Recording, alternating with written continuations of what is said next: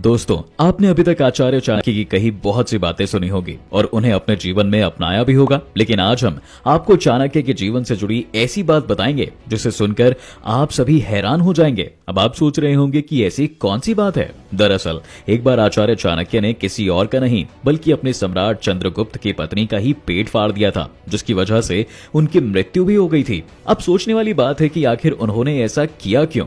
आपको बता दें, सम्राट चंद्रगुप्त की सुरक्षा के लिए चाणक्य उनके भोजन में रोज थोड़ा थोड़ा जहर मिलाकर उन्हें दिया करते थे, जिससे अगर उनका कोई दुश्मन उनको जहर देकर मारना भी चाहे तो उससे सम्राट को कोई नुकसान न पहुंचे। रोज जहर वाला भोजन करने से चंद्रगुप्त का शरीर विषैला हो गया था, लेकिन इस बारे में किसी को कुछ पता नहीं था। यहाँ तक कि चंद्रगुप्त की पत्नी महारानी दुर्धरा को भी इस बात की कोई खबर नहीं थी। वहीं दूसरी ओर रानी के गर्भवती होने पर महल में चारों ओर खुशियां छाई हुई थी। राजा और रानी अपनी संतान का बेसब्री से इंतजार कर रहे थे और धीरे धीरे रानी के 7 महीने भी पूरे हो गए। सारे महल को दुल्हन की तरह सजा दिया गया। लेकिन तभी एक दिन रानी ने ऐसी भूल कर दी जिसकी उन्हें भारी कीमत चुकानी पड़ी। एक दिन महारानी दुर्धरा और सम्राट चंद्रगुप्त भोजन कर रहे थे। बातों ही बातों में दुर्धरा ने खाने का एक निवाला सम्राट की थाली से खा लिया, जिसके बाद उनकी तबीयत खराब हो गई। क्योंकि महाराज तो जहर वाला भोजन करते थे, महल में चारों ओर अफरा तफरी मच गई। एक सिपाही दौड़कर वैद्य जी को बुलाने गया। धीरे धीरे रानी की हालत ज्यादा बिगड़ने लगी थी।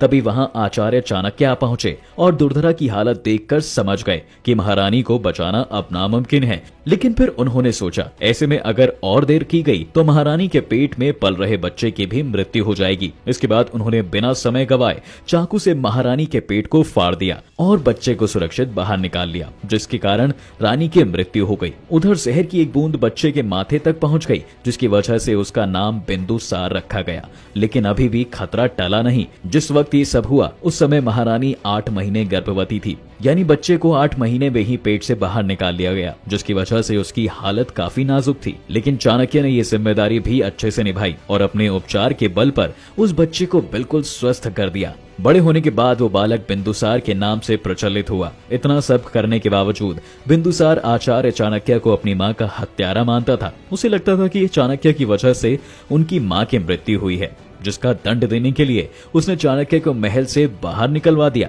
हालांकि कुछ समय बाद जब सच्चाई सामने आई तो बिंदुसार ने चाणक्य को वापस बुलाने की बहुत कोशिश की, लेकिन चाणक्य महल लौटकर वापस नहीं आए। दोस्तों, क्या आपको पता है आचार्य चाणक्य ने पुरुषों के लिए ऐसी बातें बताई हैं जो उन्हें किसी से भी नहीं बतानी चाहिए। जिसमें से पहली बात यह है कि अगर किसी पुरुष को धन का नुकसान हुआ है या फिर व्यापार में घाटे के चलते पैसों की कमी आ गई है और आर्थिक तंगी से जूझना पड़ रहा है, तो ऐसे में उसे ये बात किसी को नहीं बतानी चाहिए। इसके 2 कारण हैं। पहला, इंसान पैसों की मदद भी उसी की करता है जिसके पास पहले से पैसा हो। सरल भाषा में कहा जाए तो गरीब की मदद कोई नहीं करना चाहता। और दूसरा ये कि आज के समय में इंसान को उसके पैसों से ही तौला जाता है। जिसके पास ज्यादा पैसा उसको इज्जत भी ज्यादा दी जाती है और जिसके पास कम पैसा उसकी इज्जत भी कम।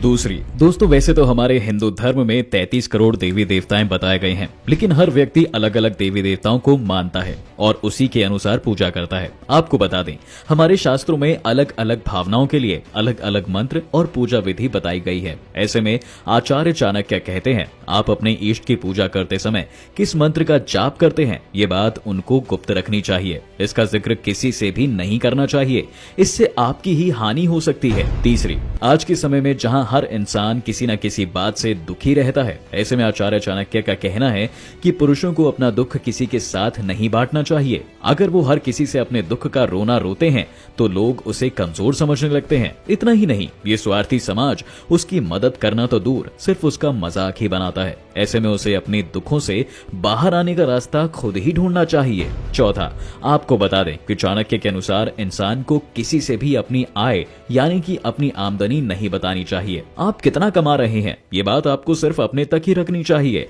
अगर आप ऐसा नहीं करते हैं तो इससे लोग आपके धन में बुरी नजर डालकर बैठ जाते हैं और उसे पाने के लिए किसी भी हद तक चले जाते हैं। तो दोस्तों, आपको ये वीडियो कैसी लगी हमें जरूर बताएं और अगर आप आचार्य चाणक्य से जुड़ी ऐसी ही और बातों को जानना चाहते हैं तो हमें नीचे कमेंट करके तुरंत बताएं।